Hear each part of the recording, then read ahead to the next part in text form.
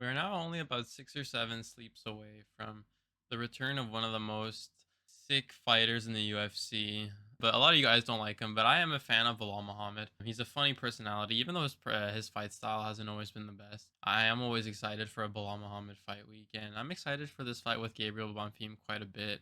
We did pretty good last week on the UFC Macau predictions. I went 10-2-1 on the card, so definitely riding high off that one into this one. So hopefully we can replicate that same success with the predictions. I know that we will, though. I'm pretty confident that we will in this one. I'm looking forward to the return of the Chicago Grim Reaper, the man who ate King Von's dreads himself. I don't know how to explain Bilal Muhammad, man. It's weird. It's like everyone makes fun of him, but he still has aura. Wait, hold on, wait. Huh? Stop, stop. What the fuck? Stop. We'll see how it goes. We'll see how it goes for Bilal Muhammad. Anyways, starting us off on the card, we have Ketlen Souza versus Ariane Carnelossi. I'm going to go with Ketlen Souza in this fight. These two women actually fought a little while ago, like about 7 years ago. Carnelossi actually did get the better of Souza. I just think that Souza's improved a lot since they last fought. Physicality has definitely improved. She's just looks like way more of an athlete since that last fight. Her striking and her ground game has just improved. She's looked like she's sharpened all of her tools. In her fight against Bruno Brazil, she just picked her apart literally everywhere the fight went. Bruno Brazil is not that good, if we're being honest. Probably the worst fighting nerd. Carnelossi, she just hasn't looked good in her last fights. She looked like she was off to a hard start at the beginning of her career, getting finishes, but she's been completely inactive in the last like 3 4 years. She loses fights and doesn't ever really come back. She lost against Lupita Godinez, who isn't a bad loss to have if we're being honest. That's a good opponent. But 4 years ago, she lost to Lupita, and then 2 years later, she was getting destroyed by PR Rodriguez. But then during the finishing sequence, she headbutted the shit out of Carnelossi, and Carnelossi won a DQ. So not a real win there either. And then she ended up losing to Talita Alankar by submission as well 6 months ago. So it is nice to see Carnelossi being active where she wasn't like in her last few fights, but I just think that she's gonna lose this one to Souza. I think Souza's a lot. She's improved tremendously since they last fought. She's the younger fighter. She's bigger. She's got more reach and more like height on her. I think that just everywhere the fight goes, it'll probably be all Ketlen Souza, if I'm being honest. So give me Ketlen Souza by dominant decision. In the next fight of the night, we've got Jayla. I think it's like Jacilia or Jayla. I'll just say Jacilia. Jayla Chaves, Jacilia Chaves versus Yuneisy Duben. I'm gonna go with Chaves in this fight. I think Chaves is a much cleaner and much proven boxer compared to Yuneisy Duben. You know, Duben got a nice KO on the Contender Series, a very nice KO, one of the best KOs we've seen on the Contender Series, male or female. But in her debut, she got really badly beat up in one round by I think it was Carly Judice. Yeah, she got a head kick TKO. Dubin had really no head movement in that fight and had no defense. And going into a fight with Chavez, Chavez beat Sofia Montenegro on the Contender Series, and I genuinely do rate Montenegro as like a young women's MMA fighter. Both those girls looked really good in that fight, and the boxing was just at a much higher level than anything I've seen from Dubin in that matchup. I think that Chavez is going to get this done. I really like the body work of Chavez. She's younger just by a little bit, but she's the bigger fighter. She's 6-0. She's riding high. I think she's going to be a good prospect coming into this women's flyweight division. But Yuneisy Dubin, on the other hand, I do think she's fun and she has a lot of power by the looks of things. So she could be nice like at the lower level, but I just don't know against a fighter like Chavez, who I think will be able to make a shot at the rankings. I don't see it with Dubin. So give me Chavez. I think Chavez wins this by a decision, a dominant like striking boxing match, but she could get the finish in the later rounds. But give me Chavez here. In the next bout, we've got Jordan Leavitt versus Joanderson Brito. So I am Jordan Leavitt. I picked against him in his last fight against Yair Del Valle. So part of me kind of wants to like avoid picking against him here because I do think that there's a chance that we could see him do the same thing against Joanderson Brito. But Joanderson Brito does have some weapons that I think Leavitt needs to be afraid of. I think that his chokes are really scary for a guy like Leavitt, a guy who he lost to. I mean, if we're comparing Leavitt, sorry, to a guy that Brito lost to in Pat Sabatini, I think Pat Sabatini is much more like effective, and he's just much more of a physical specimen than Leavitt is. So I think that the submission risk for Brito is much more like he can't rely on it as much against a guy like Sabatini versus Leavitt. I think it's more of a weapon. I don't know. I don't like predicting guys who are just like winning via like desperate submission on the ground. Where I think that everywhere else on the ground, I think Leavitt is gonna be like out wrestling Brito for sure. And on the feet, it's 100% Joanderson Brito. But I don't know if I can really rely on Brito to not make this close against Jordan Leavitt. In Brito's last fight, he fought Isaac Thompson, a prospect from Australia, I believe, on short notice, who I know he was preparing for a kickboxer in Bagdasarian, but it's understandable, but it was still a very close fight regardless. And he lost to William Gomez and he lost to Pat Sabatini. But ultimately, I think I'm gonna go with Joe Anderson Brito. I understand that it's scary going against Jordan Leavitt because Jordan Leavitt is a grappler, and grapplers are always like safer bets in my opinion when we're talking about them fighting a guy who you're relying on damage and a finish. But I just think Jordan Leavitt, he's he's definitely a good athlete, but I think that Pat Sabatini was a scarier version of that. Jordan Leavitt, I don't think he's at the level, unfortunately. I think that Jordan Leavitt is like you are able to finish him even where he takes when he takes you to the ground. I think he is still there to be submitted in some exchanges, if I'm being honest. I think Joanderson Brito's got a nasty guillotine. He's got nasty front chokes, but he is getting, he's 31, but I swear this guy's the oldest 31-year-old in the world. So, give me Joanderson Brito. I just think that he's just more dangerous in this fight than Jordan Leavitt, but I wouldn't be surprised if Jordan Leavitt goes out there and scores himself a nice grappling decision. But I'm gonna go with Brito in this fight. Give me Brito. In the next bout, we've got Chelsea Chandler versus Priscilla Cachoeira. Cachoeira. Give me Priscilla Cachoeira.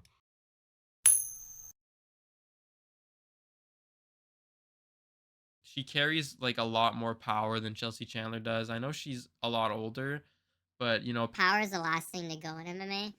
and Chelsea Chandler just looks like a different fighter from when she got in the UFC. She hasn't been as active as Cachoeira has, and she got like, I understand they both lost by knockout to Jocelyn Edwards, but I think that Cachoeira has been around for so long. Chelsea Chandler is only 6-4. We don't know how committed she is to the sport of MMA, where we know that Cachoeira has been doing this her whole. She's 21 pro fights. She's been in the UFC for a long time. So I think Cachoeira is going to get this regardless of the losing streak. Next fight, we've got Edgar Chairez versus Bruno Silva. I like Edgar Chairez, but I didn't like his last performance against Felipe Bunes whatsoever. On the feet, he was losing a lot of exchanges, in my opinion, just with like a jab, timing his entries. And on the ground, I mean, he got his back taken for the whole first round. Like, honestly, when I first watched that fight, I didn't think that Chairez won, if I'm being completely honest. On a rewatch, I understand the argument for rounds 2 and 3. But I think that Bruno Silva is just a perennially underrated guy, in my opinion. He's always underrated. Yeah, I understand he's the favorite here, but that fight with Charles Johnson, it was close. And Johnson is a similar frame to Chairez. And Bruno Silva wasn't at the craziest of a disadvantage against Johnson. He still made it work. And I think that Chairez is a lower level than Charles Johnson. He beat Young Sung Park, who, listen, everybody was gassing up Young Sung Park when he fought Tyra. And everyone was still picking Park when he was fighting Silva as well. Bruno Silva was an underdog in that fight. I think that Bruno Silva is one of these guys who, he lost to Joshua Van and Manel Cap. So what, bro? Those are like insanely fast boxers. That's like the worst style matchup for him. I still think that, he's going to be able to work a nice grappling and a grappling BJJ approach against a guy like Chairez, who we can bet on Bruno Silva getting that first round. And I think that Bruno Silva has a lot of experience to be able to get at least one of the last 2 rounds. I think he's going to take this by decision. I think give me Bruno Silva by decision. I understand that Chairez did turn it up against Bunes, but in my opinion, I thought that Chairez underperformed in that fight and that he should have done more. He should have been able to beat Bunes much more impressively. I don't think Bunes is of that level. And, I think Bruno Silva is like a scarier, like a bit shorter, just like a more nasty, more gritty version of Bunes. I think he's a gamer, dude. So give me Bruno Silva by decision. All right, up next we've got Marcus Mcghee versus John Yannis. I'm a fan of Marcus Mcghee. I understand he's an older guy at 36 years old and he's only 10-2, but if you follow Marcus Mcghee, he's like a young old guy. He's like a skateboarder, very athletic fighter, and I understand that if you're getting older, the athleticism, man, Marcus Mcghee might just be one of these like Barcelos kind of guys who go and getting older, they're in their prime, and he looks like a guy with a nasty grip strength. Like a guy who gets a hold of you and you're like, man, I can't do shit about it, He seems strong. And Marcus McGee's really nasty with the boxing and in the pocket. Lost his last fight to Peter Yan, but that's nothing to be ashamed of. That was a 30-27, but that was still a close 30-27. John Yannis looked good against Jamie Siraj, got the finish in his last fight, but I don't think Siraj is very good at all, if I'm being honest. He lost to Austin Bashi, but that's just a bad matchup, and I'm pretty sure they fought at featherweight as well, which is up a weight class, so that's just like a not advantaged matchup for John Yannis. He was just made to be the nail in that fight. Much younger than Marcus McGee. Nice boxing style, and he looked good, man.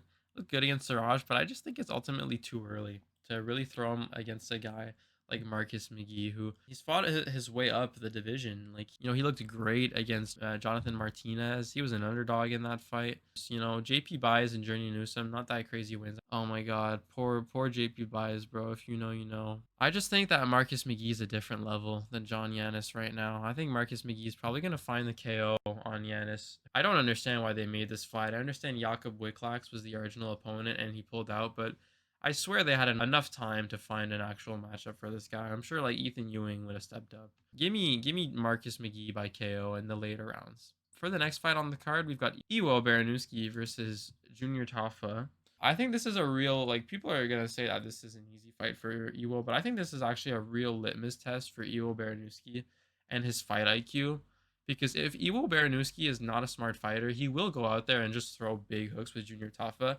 That carries extreme risk. Like, Junior Tafa, he's shit on the ground, but he's like scary on the feet. Like, don't forget, he is a dangerous striker. And he still can't find the shot on the feet, but what I think is going to happen in this fight, I think that Iwo Baraniewski is going to go out there and he's going to shoot a takedown.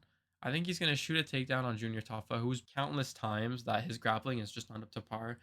He can't grapple with anybody in the division. I think Iwo's going to go out there, take him down, and just get a ground and pound finish in round one. Like, Kevin Christian is not a good UFC fighter, and getting a win over him is like the bare minimum you can do, Junior Tafa. So good for you, but I just don't think that the ground game is too much of a hole. And Iwo Baraniewski, he's a strong guy. He's one of these guys like Tom Aspinall who you can just like say He's gonna rugby tackle his opponent and just take him down. I think Iwo Baraniewski's just gonna rugby tackle Junior Tafa to the ground and get a finish. He's a short guy for this 205 division at only 6 foot, but I think that kind of plays to his style where he's gonna be able to find the takedown against Junior Tafa.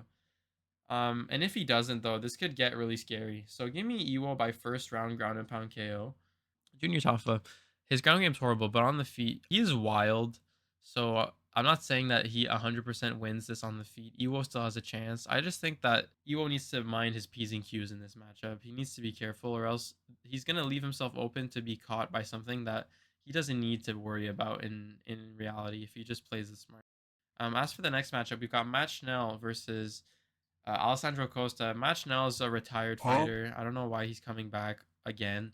He's won one of his last 5. He's like a perpetual victim in the flyweight division. Alessandro Costa is going to finish him by KO. Not much to talk about. He's a minus 550 favorite. He's way younger than Matt Schnell. Matt Schnell's 17-10. Listen, he has a nice style on the feet. Like, he is kind of slick, but the second you catch him, he just doesn't have the durability anymore. And even on the ground, he's susceptible to submissions. I understand he beat Jimmy Flick, but Jimmy Flick is like a withered Bryce Mitchell. He's not good. Jimmy Flick retired and came back just to fight Matt Schnell and lose. I don't understand like why Matt Schnell is still around, but I don't think he's winning this fight. I don't think he has much of a chance. Alessandro Costa lost to Alan Correa, but Alan Correa is a legit prospect, and he carries serious power. We saw it against Stuart Nickel, man, with the body shot. Like, he has nice boxing. So I think that he's going to rip a nasty shot on Matt Schnell. And Matt Schnell's going out cold, man. I'm sorry, Matt Schnell, but like, it's happened before. It's gonna happen again. At flyweight, if you don't have a chin at flyweight, like, you're cooked. My Costa's winning this fight by KO. It'll be a good fight. Matt Schnell's cool. He had a nice comeback win against Sumu Darji a few years ago, but that's just a whole different Sumu Darji, and he didn't do much with that win, unfortunately. He's just perpetually been a victim. Give me Alessandro Costa by KO. And, I think Matt Schnell will have a nice first round. He's like Corey Sandhagen if Corey Sandhagen had like zero durability and he couldn't really kick with anyone. And he had bad defense. He's like worried about, he's analysis paralysis on the outside, just fainting at range and switching stances until he gets KO'd. MHM yes outside foot battle.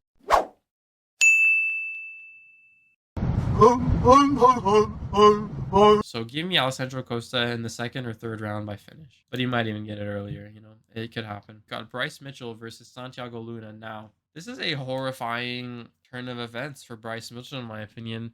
Going from Victor Henry, a guy with very little pop, who's a tough out decision, who Bryce Mitchell can definitely work a game plan against. We now have Santiago Luna, an 8-0 prospect, who has very nice striking combinations, uses the knees, looked great against Angel Pacheco. I am a bit worried about the cardio from Santiago Luna, but he did look good putting a beating on Pacheco, who he's a good opponent only for the sake that he's extremely tough and he can take a beating well, and he's got some slick boxing, but you know, Santiago Luna pieced him up. And you know, Luna has a base in wrestling, which is kind of scary for Bryce Mitchell, in my opinion. I think that this is a really close fight and it's very hard to predict. 21-year-old versus 31-year-old, but the reach advantage and the knees is what's kind of scaring me for Bryce Mitchell, because Bryce Mitchell did get dropped by a knee against Said Nurmagomedov, and we've yet to see Bryce Mitchell get really put out cold at this weight class. You know, I know at 145 it happened badly versus Josh Emmett, but it's really hard for me to pick either of these guys confidently, in my opinion. Luna did get dropped by Quang Lee momentarily, but I don't think Mitchell is very much of a threat on the feet. I think Mitchell's work is going to have to be on the ground. What I'm thinking in my head, honestly, is Santiago Luna, as much as I rate all these abilities and I rate stylistically, I rate him in the matchup, I think a bit more than Bryce Mitchell. He's just a young buck, 21 years old. He's a bit shorter than Bryce Mitchell. They're pretty much even in size. Which, you know, Bryce Mitchell has been a shorter guy in most of his fights. I know he has a reach advantage, but part of me is thinking that Bryce Mitchell might just go out there and we might see him manhandle Santiago Luna, who I understand he has a wrestling base, but I am a bit scared for Luna and Bryce Mitchell, man. This is a tough fight to predict. You know, I think I'm gonna go with Bryce Mitchell just with the experience. Bryce Mitchell's been in the UFC. He's got like more UFC wins, I believe. I think he's got more UFC wins than Luna has wins in his career. He's an older guy. He's got like Arkansas, like unk strength, in my opinion, even though he's only 31 years old. But man, I'm not confident in this pick whatsoever. I think that Bryce Mitchell, you know, as a philosopher of the game of MMA, Lucas Tracy once said, I just think he's gonna get him. so give me Bryce Mitchell by decision here. Even maybe might get the late submission. If Luna catches Bryce Mitchell early, you know, I'll eat my words 100%. But I think that if this fight drags on, I think Mitchell's going to be able to win the last 2 rounds. So give me Bryce Mitchell by 29-28 decision. On the feature fight of the card, we have Ziam versus Tom Nolan. This is a fight that I've been looking forward to a lot. I love Tom Nolan's style, you know, and I really like Ziam. I've been high on Ziam for a while now, but I just think it's too early for Tom Nolan. I don't understand why Ziam, a guy who just beat Nazim Sadikov in his last fight dominantly, why he isn't fighting in the rankings. He totally deserves to be fighting someone in the top 15. He doesn't deserve to be fighting a guy who's like way lower than him in Tom Nolan. Tom Nolan just hasn't beat the level of competition that Ziam has whatsoever. He's got wins over guys like Vyacheslav Borshev, Victor Martinez, I believe, who Victor Martinez, be wrong, but is that not the guy who just got totally destroyed by Rongju? I think it is. So I don't really rate Tom Nolan's wins that highly. I understand his style is really fun to watch. I love his kicks. I love his grappling. He has great fights, but you know, I'm not forgetting the loss to Nicholas Moda either. Like, I understand we're not supposed to say that this guy doesn't have a chin anymore, but he might have a chin, but still, I think your chin's getting tested by Ziam regardless. He's got nasty precision and he's got like sharp, long, lanky man, bony power, like this shit that really hurts you. He's got nasty elbows, nasty knees. He's got nasty straight punches. He's got really nice takedowns in the entries on the clinch. He's got a super nice high crotch. I think it's going to be interesting because both these guys are tall and they don't really fight guys of their size that much in the division. So it'll be interesting to see that matchup. But I think Ziam is going to probably finish Tom Nolan. As much as I like Tom Nolan, Ziam has fought some fantastic fighters and he's made them look easy. Like Nazim Sadikov, he destroyed Nazim Sadikov in his last fight. And Nazim Sadikov, the UFC was getting behind him as an Azerbaijani prospect, you know. He had a big showing against Nicholas Moda in Azerbaijan, don't forget. Mike Davis. I think Mike Davis is a pretty underrated fighter. You know, if you know, Mike Davis has one of the best fights on the Contender Series ever with Sadiq Youssef. He's just been a tough out for so many guys in his career. Mike Davis is a real problem for some guys early, and And, Ziam won a nice decision against him. He just, oh my God, the knee to Matt Frivola's head. That was nasty. Don't forget, UFC Paris. Split decision to Claudio Puelles isn't very good, but, Ziam has just been looking better and better and better in all of his last fights. And I think he's still going to take this one. Even though I think Tom Nolan's a fantastic fighter, I think it's just too early in his career to give him a fight of this level. I think he's still developing. You know, Ziam is 3 years older than him, and he's got almost double his experience. I think he's got double the fights in MMA, and he's only 3 years older than Nolan. Like, I feel like Nolan needs another few years to really develop to be at that level of a Ziam. A bit too early for Tom Nolan. I think he'll probably get finished in this fight. Give me Ziam by TKO in the last 2 rounds. Good fight though. With the co-main event of the night, we've got Brendan Allen versus Edmen Shahbazyan. I don't understand why this fight was made, if I'm being honest. I understand Edmen Shahbazyan has looked good in his last few matchups, but he's looking good against very low levels of competition. Got a win over Andre Muniz. Andre Muniz is a complete no threat on the feet. He's just a pure BJJ guy. He's like a middleweight Marcus Buchecha who doesn't take damage well at all. I remember me and my friends were watching the fight live, and we were like, I told them, watch, Muniz is gonna quit soon, and sure enough, he did. He dominated Petrosky in that decision. Good win there, honestly. He kind of answered the cardio question on the feet a bit because Edmen Shahbazyan has had some really bad cardio issues with grapplers, but at least he looked good on the feet in this fight. And then he got a KO over Dylan Budka. Huh? I don't really rate that win very highly. And then he lost to GM3 a year and 9 months ago by submission. He's facing a top 6 or 7 middleweight in the world. I understand Brendan Allen has had some really close, nasty, ugly fights in his career, but I still have to respect the level of Brendan Allen. The level of skill on the feet between Edmen Shahbazyan and Brendan Allen is not nearly as vast as the difference in skill between Brendan and Edmen in terms of the wrestling and the submissions. Brendan Allen is so much better on the ground than Edmen Shahbazyan. I think it's almost guaranteed that Brendan Allen takes him down at some point in this fight, and I think Brendan Allen is just going to work a nice game plan. Fought way better competition. Even though he's lost to some of them, he still looks good. Brendan Allen looks good in almost all of these fights. He loses like a round, sure. He has really sus IQ, I understand, but I think Edmen Shahbazyan is just not at that level yet. And there's a chance. I think Edmen Shahbazyan definitely has a puncher's chance on the feet to land something big on Brendan Allen, but I think his striking style is completely different than a guy like Sean Strickland, who's on the back foot and who's extremely aware defensively on the grappling. He was, boxing your face off and taking a step back every time, versus a guy like Edmen who really comes forward at you. I think he's going to leave openings for Brendan Allen to take him down. Or I think Allen will be able to probably find a submission, if I'm being honest. So give me Brendan Allen by submission. I don't understand why this fight was made, other than the fact that Edmen Shahbazyan has a lot of backing from the UFC. He had a main event against Derek Brunson a few years ago, and I don't know why the UFC hasn't learned from that main event, because Derek Brunson went out there and just blobbed this guy. I don't think that Edmen Shahbazyan is going to improve that much. I think Brendan Allen's better than Brunson was back then. I know it was blonde Brunson, but still, I think Brendan Allen's got this. I think Brendan Allen, he beat Reiner de Ritter. Like, regardless of Reiner's striking not being that high level, that's still a tough fight for anybody. And he was able to go out there and put the work on him enough for him to gas. I don't see why it's any different for a guy like Edmen, who also has had cardio issues in the past. So give me Brendan Allen in this fight. And then for our main event of the night, we've got Bilal Muhammad, the Chicago Grim Reaper. Make sure you check in with this guy before you step into Chicago, versus Bonfim. So Bonfim is very scary in this fight, in my opinion. Bonfim's got really nice calf kicks. He's got really nice boxing. He's got really nice use of the clinch. I still think that Bonfim is going to let openings in those striking exchanges for Bilal Muhammad to get entries on takedowns, or to just get him up against the fence and start working there. I think that Bilal Muhammad is going to be able to shoot off of the calf kicks of Gabriel Bonfim. I understand the calf kicks are really scary, and there's a chance that he could really chop up Bilal Muhammad's leg. But I just think that Bonfim is a step down from the guys who Bilal Muhammad's been fighting lately.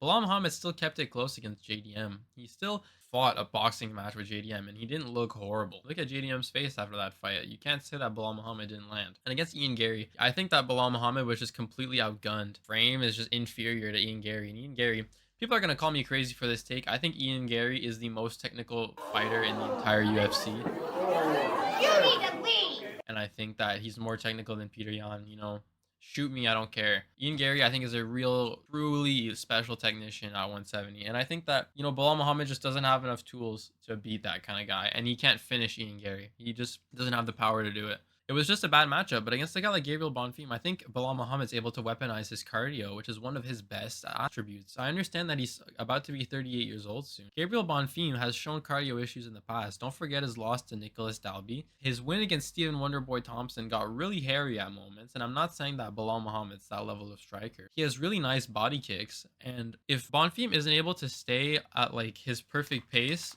for 5 rounds, he's gonna start falling behind Bilal Muhammad, who just naturally is a workhorse. And so I think that Bilal Muhammad's gonna get the last 3 rounds in. I think he's gonna win a very close decision. I understand that Bonfim is very scary and he's a lot younger, but I'm just not ready to really pick him. He hasn't beat the level of competition that I'm really looking for to pick him against a former champion like Bilal Muhammad. Randy Brown, I understand he's a fun fighter, but he's really inconsistent. And beating him as your entry win into the top 5 with Bilal Muhammad, the top 6 at least, just not enough for me to pick you. And, you know, the Wonder Boy win was extremely close, which is not good against a washed Wonder Boy. Chaos Williams is just not that high level at welterweight, whereas Bilal Muhammad is losing to some of the best strikers in the division, like JDM and Ian Gary. Like JDM is like a top 5 striker at welterweight, I'd say. Behind like, you know, he's probably behind Ian Gary. He's behind Carlos Prates. I think technically he's probably better than Michael Morales. Call me crazy. I think Morales is more dangerous for him. I still think Morales would probably beat JDM just with physicality now. Definitely no slouch on the feet. And, you know, Bilal Muhammad made it competitive still. So I still think that Bilal Muhammad's got a bit left in the tank. I don't think he's going to go on a 3-fight losing streak here.